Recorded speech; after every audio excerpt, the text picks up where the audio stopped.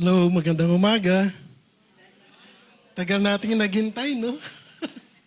11:45 na po. Okay. Good morning, everyone. Yung pinatugtog pong awitin kanina, ang title po nun ay Sa Gitna ng Ulan. First time yung narinig yung kanta?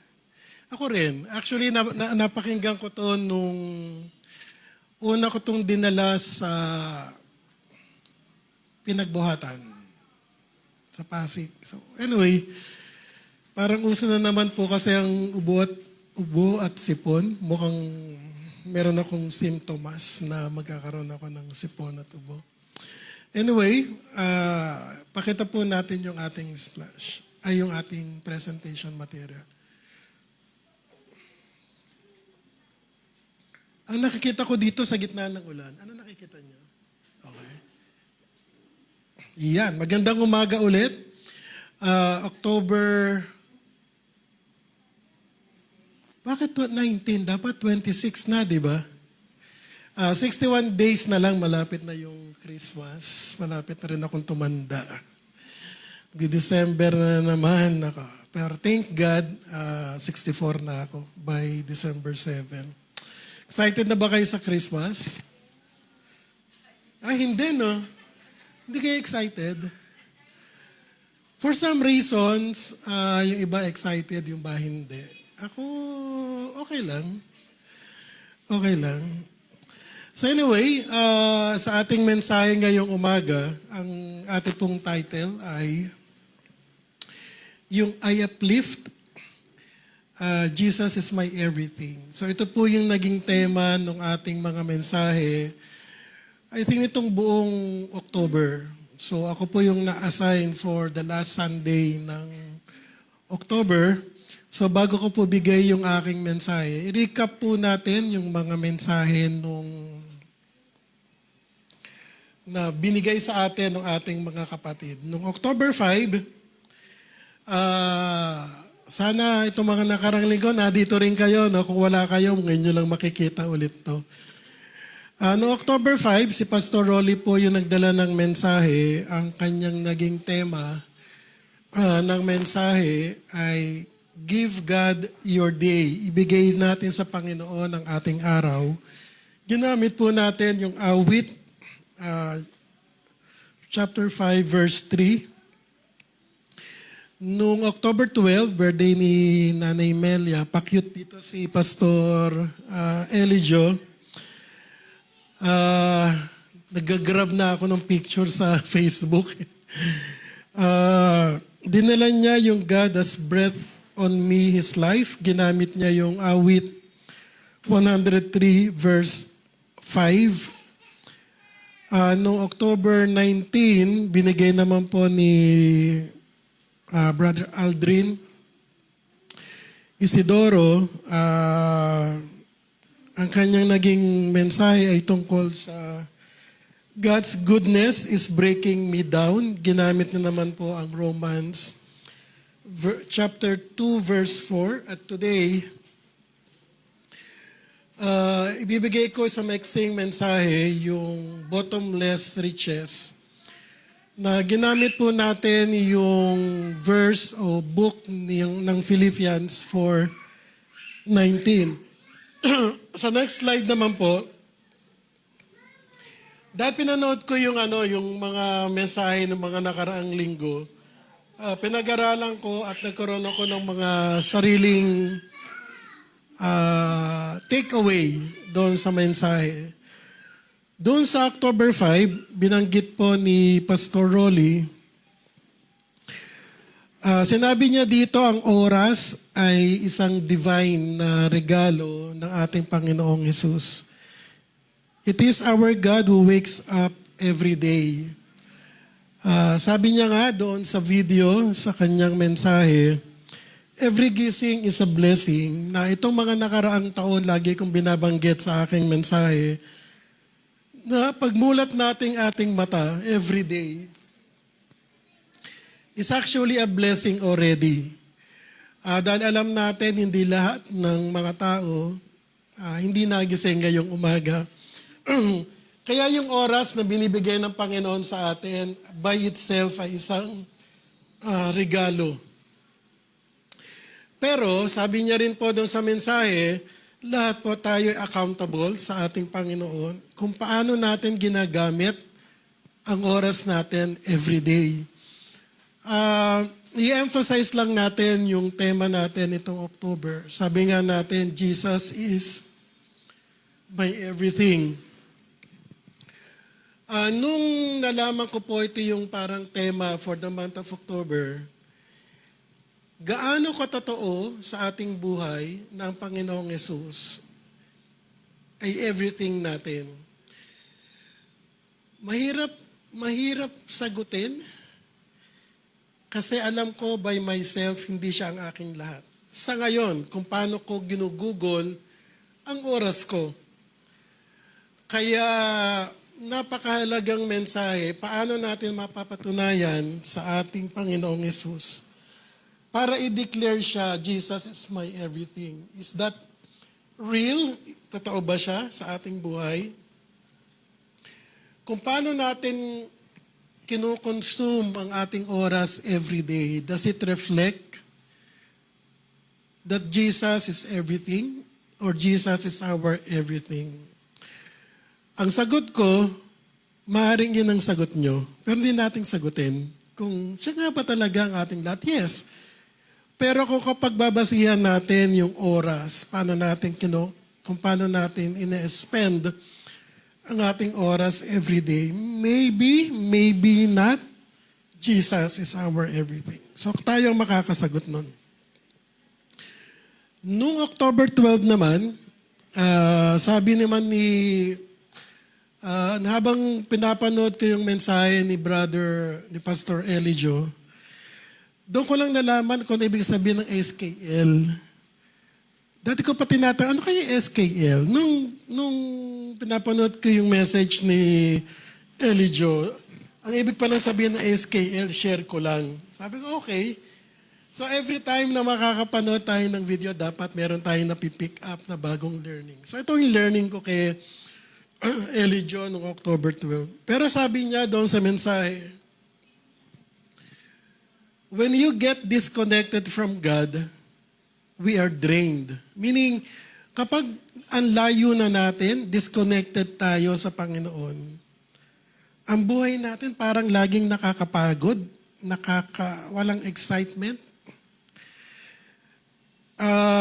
Ang breath of life natin ay nanggagaling sa ating Panginoong Yesus. Ang Diyos rekindles, God raises up, God lifts you up.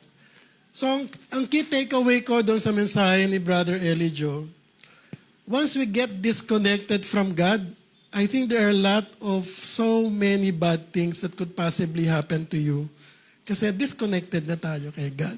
So, ang key learning ko dito, let us be mindful to be connected with God every day as much as possible. Nung nakaraang linggo, nagbigay naman ng mensahe si Brother Aldrin. Sinimulan niya yung kanyang mensahe sa nangyayari sa ating bansa, yung lindol, calamity. So, nung napanood ko naman to, kasi yung mensahe ko, ang original mensahe ko ngayong umaga, ay actually iba yung title. Kaso nga lang, dahil nga meron tayong tema, nabago yung mensahe ko talaga.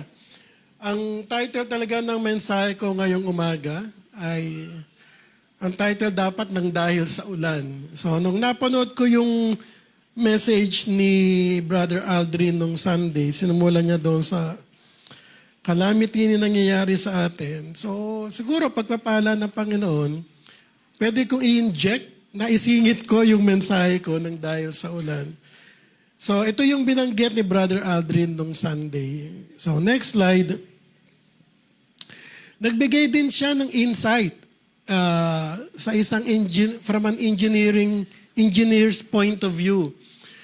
Ito parang isa rin to sa mga natutunan ko nung napanood ko yung video. Kasi yung matataas na building pala talaga, it's part of the design talaga. Kapag dumilindol, uuga talaga siya.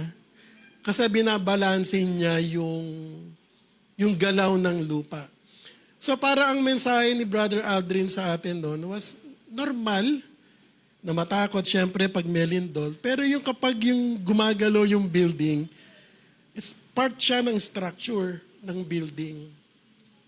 Na para nag-a-adjust siya doon sa flow ng lindol. So sabi ko, okay, I think we learned something from Engineer Aldrin regarding doon sa mga lindol na nangyayari sa atin. So because of that, next slide. Naisingit ko yung talagang mensahe ko ngayong umaga. Kasi nasimulan natin yung Godflix ng mga nakaraang mensahe ko. Ang title talaga dapat ng mensahe ko ngayong umaga ng Dahil sa Ulan. Pero dahil ako'y masunuring kapatid, dahil sinabi sa akin ng Ate Aida, meron tayong tema na uplift. So, in-adjust ko lang. Pero gusto ko lang ma-share sa inyo yung isa sa mga mensahe ko dapat dito sa nang Dahil sa Ulan. Next slide. Alam natin nung Dahil sa Ulan, nung mga nakaraang linggo, nakaraang buwan, di ba? Nung Dahil sa Ulan, madaming mga tao na umiyak. Madaming tao na nakaranas na binaha.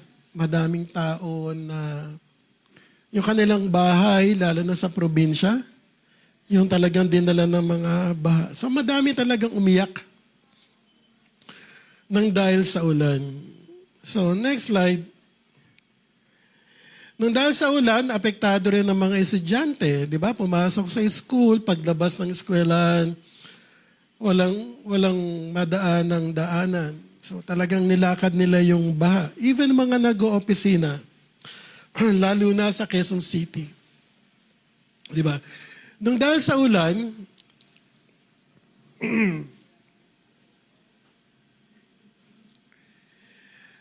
isa ako sa mga nagulat talaga at to a certain point nagalit talaga ako.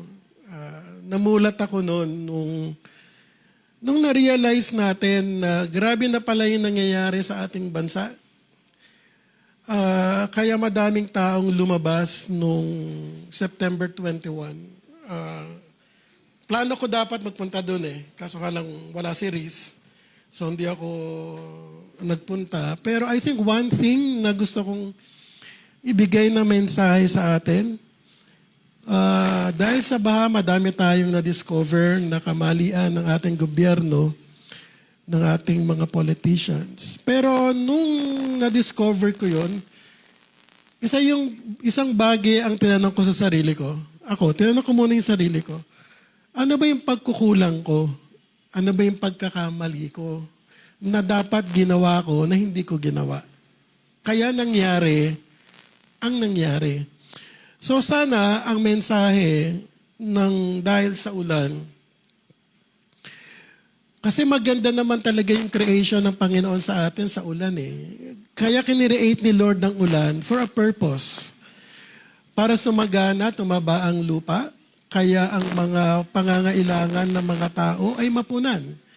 Iyon ang original na mensahe, purpose, why God created rain for our lives. However, dapat din nating alalahanin, kapag sumosobra na ang tao, ginagamit din ng Diyos ang ulan bilang isang aral, paalala.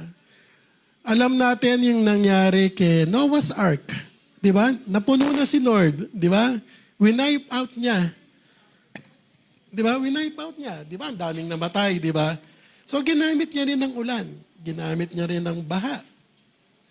So, may punto na wag na sanang maulit at sinabi ng Panginoon sa Genesis, kaya niya kinreate yung rainbow, di ba? Yung baghari. Para bigyan ng paalala, covenant ni Lord sa atin, na hindi niya na muling gagamitin, hindi niya na ulit gagawin ang ginawa niya. Iyon ang pangako ni Lord sa atin. Pero ibang usapan yung second coming ni Lord. Ang sinasabi lang natin, yung paggamit ng ulan at baha para ma-wipe out ang tao dahil sobra-sobra ng pagkakamali, pagkukulang, ginamit ni Lord ang ulan. Pero, dapat nating alalahanin ang ulan kaya God's created the rain is because of a good reason, a good purpose. Kaya pag tumitingin ako sa ulan, madaming, nagbibigay rin niya ng pag-asa eh. So, anyway, probably the next time na pag-usapan na natin ng ulan, mabibigay ko talaga yung mensahe ko about the rain. Next slide. Ito yung parang gusto kong ipaalala sa bawat isa pagdating sa kung nakakaharap tayo ng ano ba yung mensahe ni Lord talaga? Madaming lindol, baha, and everything. Knowing that, madami na rin tayong naririnig, madami na rin sa mga reels natin sa Messenger. Di ba, I think a few weeks ago, ang daming lumabas na paalala tungkol sa the big one, di ba? Nakakatakot, di ba? Yung long stretch ng the big one kapag lumindol, yung fault line. Parang, I think ang estimate, between 100 to 300 people will die kapag nangyari yung the big one. So paalala sa ating lahat bago dumating si Lord o bago mangyari yung the big one, paalalahan natin ng bawat isa sa 2 Chronicles 7:14. Kung aking bayan ay tinatawag sa pamamagitan ng aking pangalan ay magpapakumbaba at dumalangin at hanapin ang aking muka at talikuran ang kanilang masamang lakad, akin ngang diringgin sa langit, at ipapatawad ko ang kanilang kasalanan at pagagalingin ko ang kanilang lupain. So, parang if we declare that Jesus is our everything, but sinasabi lang natin yan in words, but not in action, hindi siya consistent. And in so doing, para madami pa rin tayong pagkukulang, pagkakamali. Siguro paalala ng Panginoon sa atin ng dahil sa ulan, repentance, magbalik loob, at pagagalingin niya ang ating lupain. Ang takeaway ko sa lupain, hindi siya yung literal na lupa sa aking pananaw. I look at it figuratively. Ang lupain could be your own family. Diba? Your own family. Not necessarily yung ating bansa. Kasi naniniwala ako, lahat ng bagay nagsisimula sa pamilya eh. Kung madami kayong problema sa pamilya nyo, di ba? Parang there's something wrong about the family. At kung magbabalik loob tayo sa Panginoong Yesus, pagagalingin niyang ating lupain. And that is your family. So think about your family. Not the bansa per se.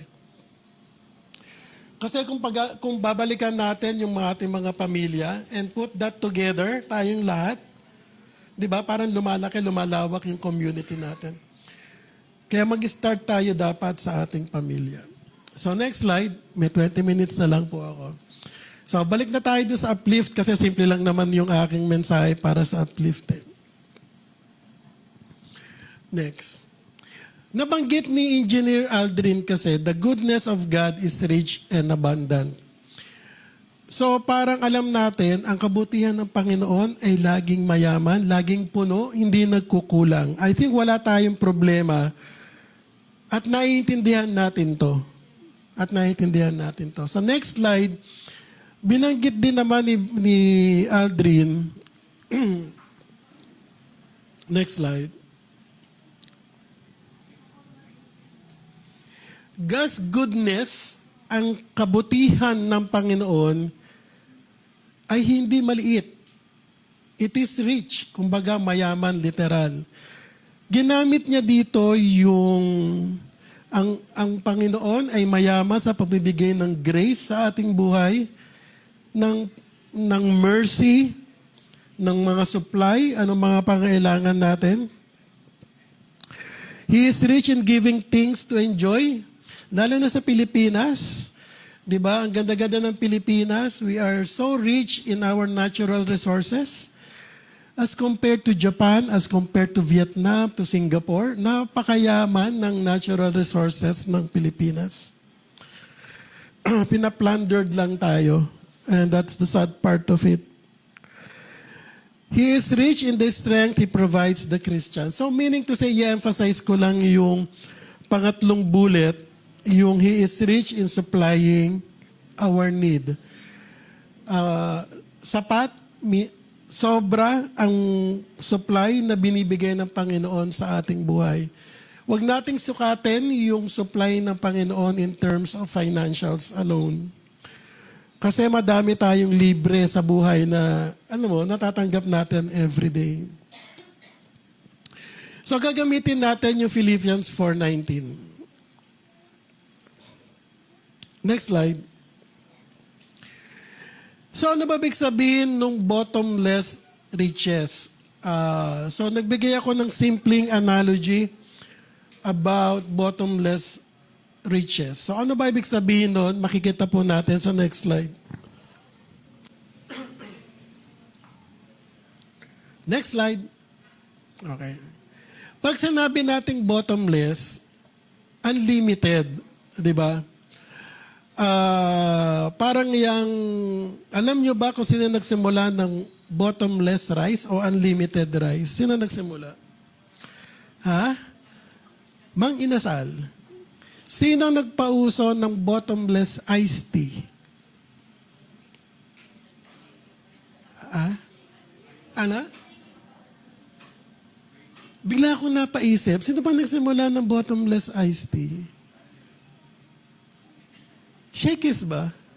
Parang hindi.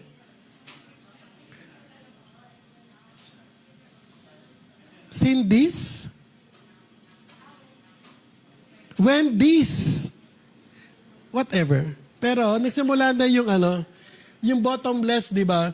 Pag sinabi natin bottomless, unlimited, sige magpakabusog ka, madami kang kainin kanin. Di ba? Di kainin mo lahat ng kanin gusto mo. So unlimited. Yung riches naman talks about abundance.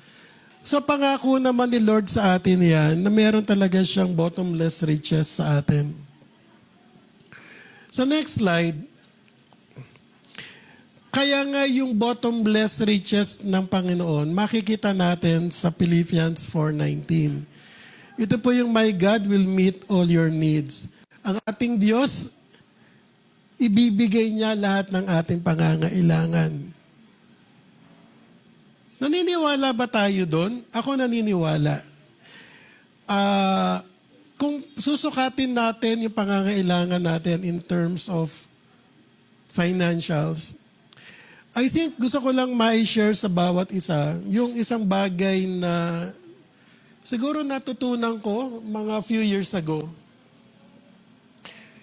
Meron akong, I don't know kung nabasa o nag-share sa akin, merong simpleng katanungan. Kailangan ba natin ng napakadaming pera? Ang sagot ko doon, hindi. Ang sagot niya, hindi. Bakit? Simple lang. Ipon ka nga ng ipon. Pag kinuha ka naman ni Lord, hindi mo naman madadala yan. So, meron pa rin siya katanungan. Kailangan ba natin ng napakalaking bahay? Ang sagot doon, hindi. Ang kailangan natin, maayos, comfortable na bahay. Hindi natin kailangan natin ng 2-3 story building. Ang kailangan natin ay maayos na bahay. Meron ding katanungan sa mga nanay. Kailangan mo bang isipin kung ano magiging future ng mga anak mo? Ang sagot doon, hindi. Kasi ang responsibilidad ng mga magulang, pag-aralin ang mga anak. Kasi habang lumalaki yung mga anak natin, gagawa at gagawa sila ng sarili nilang desisyon. Hindi natin pangahawakan ang mga desisyon nila sa buhay. Pwede natin bigyan ng paalala, but at the end of the day, they make their own decision. So sa mga lola at lola, isipin mo ba yung mga apo mo? Hindi. Kasi may mga magulang yan eh. So kung titignan natin, ang pangangailangan natin, pwede nating simplihan. As long as komportable tayo sa buhay. Hindi natin kailangan na madaming pera.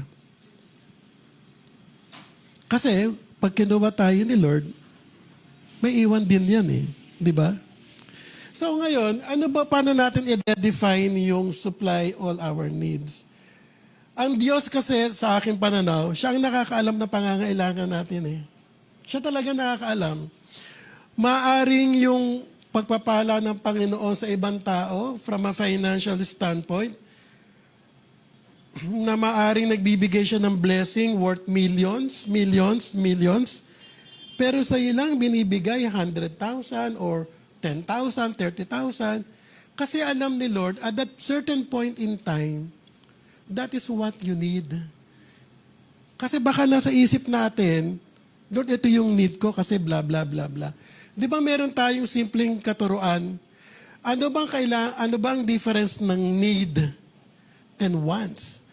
Baka ang buhay natin, madami tayong wants versus needs. Di ba? Pero kung sisimplihan natin ang buhay, naniniwala ako, sufficient ang supply ng Panginoon sa atin. Ako ilang beses ko na-experience yan. Bago ako nag-retire. Naalala ko nung yung parang I'm trying to comfort myself nung namatay ang nanay ko. Kasi nagkatrabaho ko nung namatay si nanay. So, ito yung sweldo ko. Yung sweldo ko talagang sufficient lang talaga. Sufficient. I think amazing yung ginawang supply ng Panginoon sa buhay ko. Noong mga panahon ng nanay ko ay laging na-hospital. Sabi ko nga, kapag nagbakasyon niya sa St. Luke's, na-experience ko yan. Si nanay nung mga 2011, 2012, 13. May time yan sa loob ng isang buwan. Every week, nasa hospital kami sa St. Luke's. Ang ginastos ko noon for 1 month, umabot ako ng more than $1 million. For that. Pero binigay sa akin ni Lord yon kasi yun ang pangangailangan ko eh. So, sufficient yung need ko sa provision ni Lord sa buhay ko. Tapos, halimbawa, to make it forward, nagkatrabaho pa ako, namatay si nanay.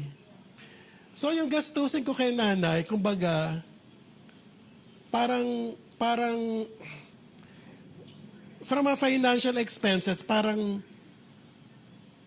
yung mga gastusin ko sa nanay ko, nawala na. Di ba? Tapos, may nag-hire sa akin, hinire ako ng Vikings.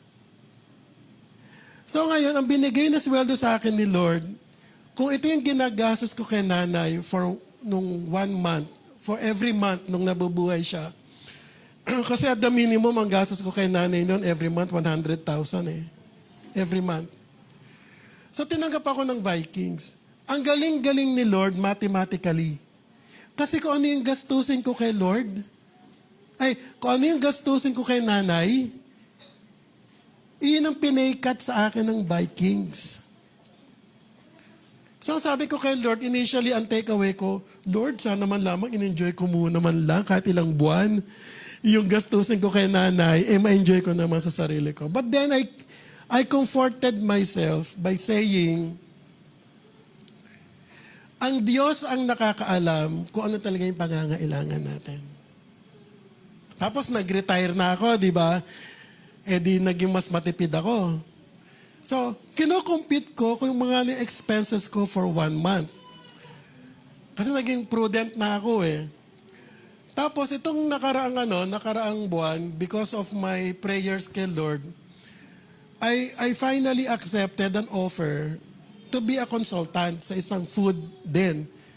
Kapag kino-compute ko naman yung offer sa akin, yun din yung expenses ko on a month-to-month basis. Sabi ko, Lord, bakit naman ganun?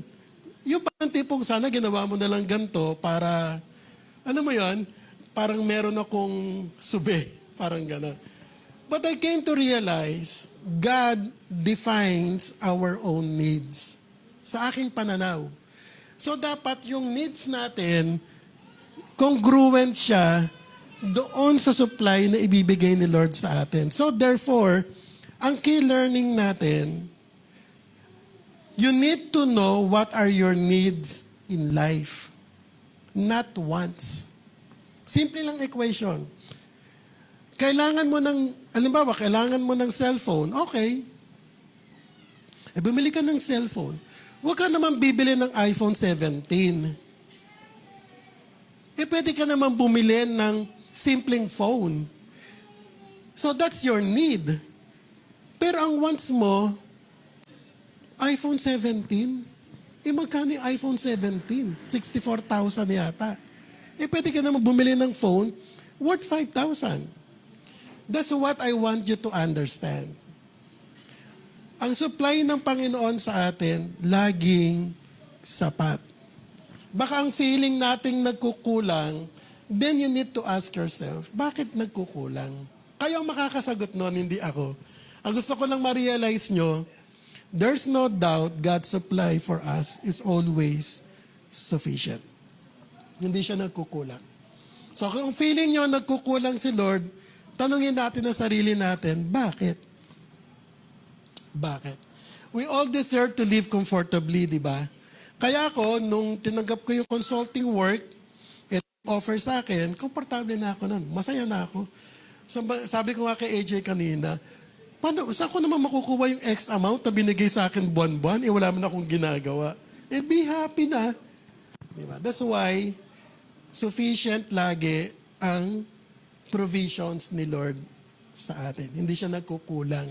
Okay. So, anong gagawin natin? Next slide. In the Bible, the term riches generally refers to material wealth, abundance, and prosperity. Spiritually, the Bible encourages believers to be generous and to focus on spiritual wealth rather than solely on material possessions. Alam nyo rin naman to eh. Ang ini-emphasize ko lang, yung tema ng ating mensahe for the whole month of October ay uplift. Pag sinabi ming uplift, di ba, I do better, I improve. Jesus is everything. Jesus is my everything. That is a very strong declaration. Kaya dapat, kapag dineclare mo yan, siguraduhin mo, sapat at tapat ka. Di ba? Overall, the riches can provide comfort. Alam naman natin yan, di ba? The Bible emphasizes the importance of using them for good and maintaining a humble attitude towards wealth. Habang yumayaman ka, dapat lalo kang nagiging mapakumbaba. Hindi ka yumayabang. Madami tayong nakita ang naging mayaman, pero naging mayabang. Di ba? So, simpleng buhay lang. Ako, ang epitome ko, yung simpleng buhay, pero alam mong mayaman, at alam nyo kung sino yon, yung pinaka-close ko sa kalalakihan. I admire the humility of Brother Larry. As a person, I admire him so much. He's so wealthy, pero he's so humble. And yung heart niya to help, laging na doon. Sineshare sa akin ni Brother Larry yung vision niya eh. Naman, Brother June, tinitignan ko to eh. Siguro kailangan natin magpatayo ng school. Parang meron siyang vision na gano'n. Eh di sige, you pray for it. Pero as long as living comfortably, demonstrating humility, to me, ang anchor point ko dyan si Brother Larry. Brother Larry. Next slide. So paano natin i-bridge yung richness to richness to richness? Okay. Simple lang yung mensahe ko. Matatapos na ako in 5 minutes. Ako nagluto ng ulam, sinigang na baboy. Okay. Next slide. God is calling us. He called us several times already. But the question is, did we respond to God accordingly? Tayo makakasagot niyan. Hindi natin pwedeng sagutin yes all the time. I doubt it so much. I doubt it. Ang sineshare ko lang sa inyo, ilang beses nang tumawag ang Panginoon sa buhay natin. Have you responded correctly? Or did you ignore God when He called you? Ako, ang personal take ko, not all the time. I took His call because I have my own reasons. Stubborn minsan. Pero if God is our everything, then we need to respond to Him the way He wants us to live. Kaya minsan, di ba, meron tayong stubbornness. Imposibleng walang stubbornness sa buhay natin. There will always be. Pero at the end of the day, it's God's call. God's call. Kapag na-recognize mo yung God's call, your heart cannot deny. Naniniwala ako doon. Kapag may tawag ang Panginoon sa iyo at naramdaman mo yung call na yan, hindi ka i-deny ng puso mo. Gagawa't gagawa ka, magre-respond ka, because you have that heart's call. So ano ba yung God's calling us? Number 1, next slide. I think we need to have a steady heart, stable heart. In good times and bad times, ang tibok ng puso mo, part of the beat of your heart is our God. Lagi na doon siya. Maaring yung beat ng heart mo, minsan mabilis, minsan mabagal, pero kailangan natin, we need to have a steady heart. Stable na puso sa Panginoon. We need to have strong faith. Pananampalataya. Alam naman natin to eh. Katulad ng banggit ko kanina, we need to have a happy rain. Dapat meron tayong masayang ulan. Kasi merong ulan na sad rain. Di ba nararamdaman niyo yan kapag umuulan, parang feeling mo malungkot ka? Para nagiging sentimental ka kapag umuulan. Nakakaranas tayo ng stormy rain. May kidlat, may kulog. Di ba nakakatakot? Pero what we need to have is appreciate the rain na nagbibigay ng kasiyahan sa buhay natin. So, tatlo na ngayong paalala ko sa inyo. Steady heart, strong faith, and have that happy heart in your heart. O happy rain in your heart. Next slide. Alam natin, there are times, sabi nga nung prayer ni AJ kanina, sometimes we struggle. We struggle sa mga difficulties ng buhay natin. Minsan gina-justify natin yung action natin, pero at least alam mo yung justification natin ay hindi kaaya-aya sa Panginoon. So ano dapat natin gawin? Una, next slide. We need to mag-strive to be aspirational and inspirational. Meaning, kailangan natin bigyan ng sarili natin na magkaroon tayo ng aspiration sa buhay at maging inspired tayo. On the context nung I uplift that Jesus is my everything. Habang tumatagal tayo, habang tayong nagkakaedad, we need to continue striving to have that aspiration. Di ba sabi nga natin,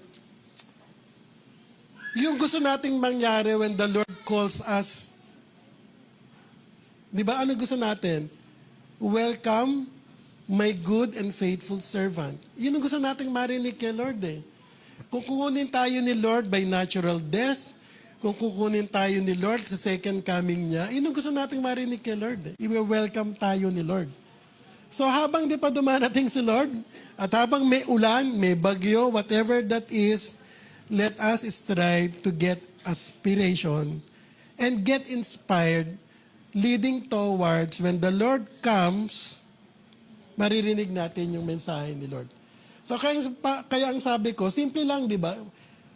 Mag-strive lang tayo to be aspirational and inspirational. Within our own family, magkaroon tayo ng steady heart, strong faith. Tignan natin ang ulan na laging masaya, na laging mayroong pagpapala na binibigay sa atin. Bandang huli, ito, susunod. Sabi sa Deuteronomy 11, 13 to 15, kaya nga, kung susundin lamang ninyo, kung susundin lang natin ang utos na sinasabi ng Panginoon sa atin, ibigin ninyo ang Diyos na si Yahweh at paglingkuran ng buong puso't kaluluwa. At sa tamang panahon, yung sinabi ko, ang creation ni Lord sa ulan, maganda. Noble purpose ang creation, ang reason ni Lord. At sa tamang panahon ay pauulanin niya ang lupaing iyon. Lupain could be your family. At magiging sagana kayo sa pagkain, inumin, at langis. Pananatilihin niyang sariwa ang damo at para sa inyong alagang hayop upang kayo'y sumagana sa lahat ng buhay. So ito yung condition ni Lord. Sundin. O kung dinedeclare natin si Lord is my everything, then we follow Him. Then, yung bottomless riches will happen. As in literal. Bottomless, unlimited, riches, abundant. Pero ngayon, ang sinasabi ko lang sa inyo, lahat ng meron tayo, sapat, sufficient, dahil alam ni Lord, ito yung pangangailangan natin for now. And we should be happy about it. Di ba? So next slide, ito, anong oras tayo nagsimula kanina? Ito tawanan to ng tawanan, dinala ko to sa Antipolo, sa Pasig, saka sa Seeker Service. Pero teka, bago tayo magtapos, okay? Sabi nyo, Jesus is everything. Isang bagay ang gusto kong gawin natin, when you reflect on your life, mag-self-audit tayo. Kasi ito yung tagline natin doon sa uplift natin, di ba? Do I raise up? Ano sagot natin dito? Yes or no? O hindi ko alam. Do I improve? Yes or no? Hindi mo alam. Do I become better? Yes or no? Hindi ko alam. Do I press towards something greater? Yes or no? Hindi ko alam. Eto pa, Jesus is my everything. Then tanungin natin yung sarili natin. Is Jesus my all? Yes, maybe, no? Hindi ko alam. Is Jesus Christ my alone in life? Yes, maybe, no. Is Jesus Christ the one I meet, I most deeply want in my life? Is Jesus Christ the heart of my own heart? Is Jesus Christ the life I live now and my old self is long gone? Am I a follower of Jesus Christ, having a mindset of an audience of one, not pleasing other people's desire or opinion? I-audit natin. At alam natin ang sagot natin dyan. Ang question, kapag in-audit ba natin yung sarili natin, pasado ba tayo?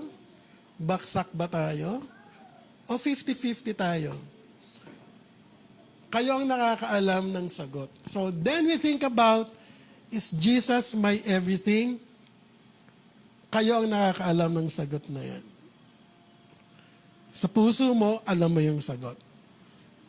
Gets nyo? O, self-audit. Next slide. Ito, isa pa rin yung pagsusuri ng dahil sa ulan, lalo na pag-araw ng linggo. Dito madaming nagtawanan. Madaming tawa, madaming guilty dito. Madaming guilty. Nang dahil sa ulan, lalo na pag-araw ng linggo. So next slide. Nang dahil sa ulan, lalo na kapag araw ng linggo, konti lang talagang uma-attend sa church. Ang worst, parang valid yung reason, di ba, pag umulan. Kapag umulan kasi mahirap lumabas, baka mabasa, mamamasahe ka pa, ganyan, di ba? So, minsan nagiging excuse ang ulan para hindi umattend ng Sunday service. Paano kanina? Di ba? Anong oras tayo nagsimula? Next slide. Kaya dapat nating alalahanin, every gising is a blessing. Tayo pong lahat ay tumayo.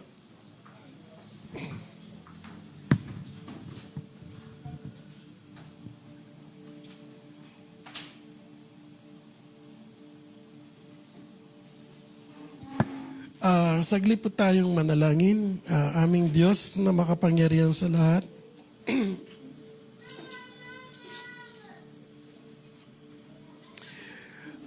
Before anything else, O God, teach us to have a humble heart. Bigyan mo po kami ng mapakumbabang puso, pusong natuturuan, pusong hindi napipilitan, but pusong masaya dahil nag-respond kami, O Lord, sa iyong tawag sa buhay namin.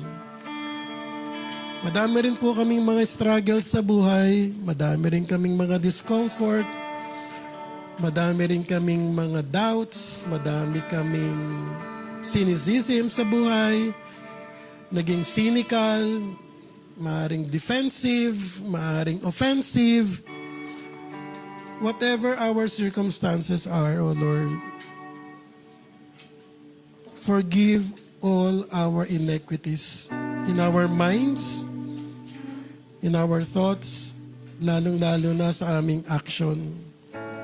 So bigyan mo po kami ng a humble heart.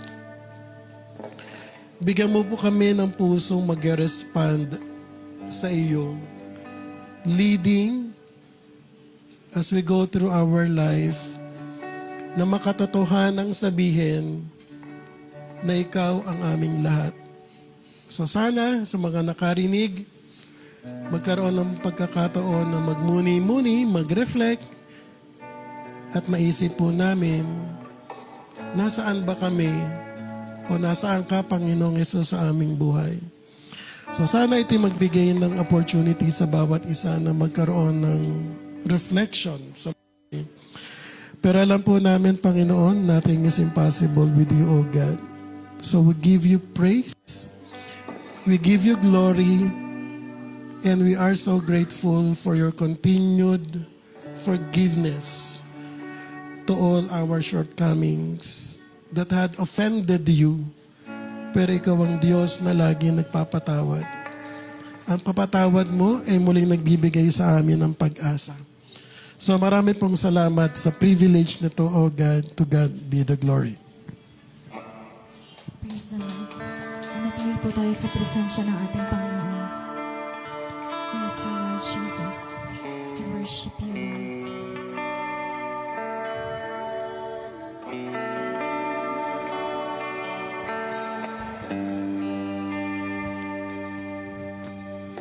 This is my desire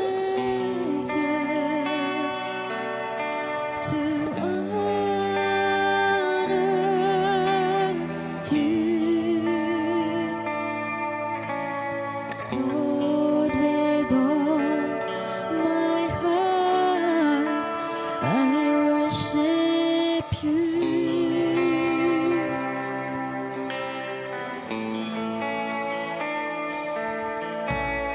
All I have within me,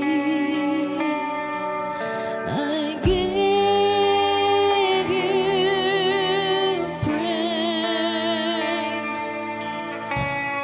All that I adore is in you.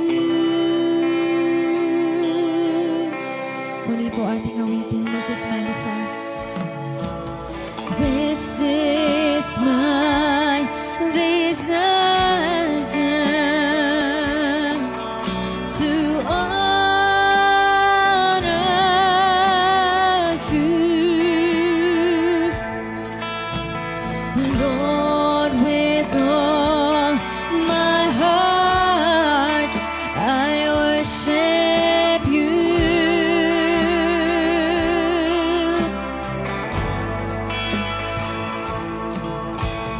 All I have within me, I give you praise.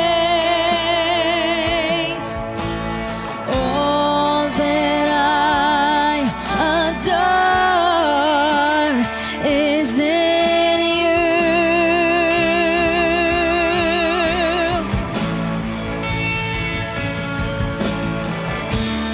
Lord, I give you my heart. I give you my soul. I live for you alone. Every breath that I take, every moment I'm awake. Lord, have your way in me.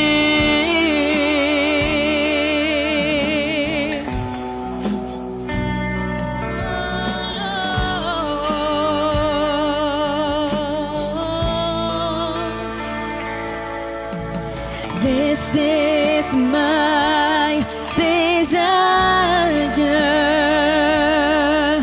to honor you, Lord, with all my heart. I worship you, Jesus. All I have within me, I give you praise. All that I adore is in you. It's in you, my Lord. Lord, I give you my heart. I give you my soul. I live for you alone. Every breath that I take, every moment I'm awake. Lord, have your way in me. Lord, I give you my heart. I give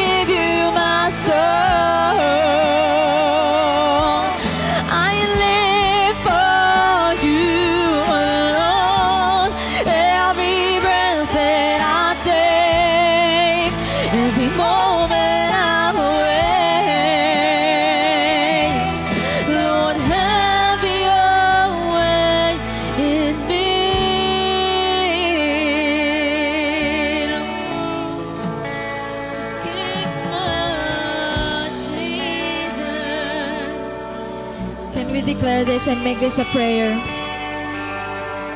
Give you my heart, give you my soul, give my life to you. Give you my heart, give you my soul, give my life to you. I give you my heart, give you my heart, give you my soul, give my life to you. I give you my heart, give you my heart, give you my soul, give my life to you. Lord, I give you my heart, I give you my soul. I live for you, Lord. Every breath that I take, every moment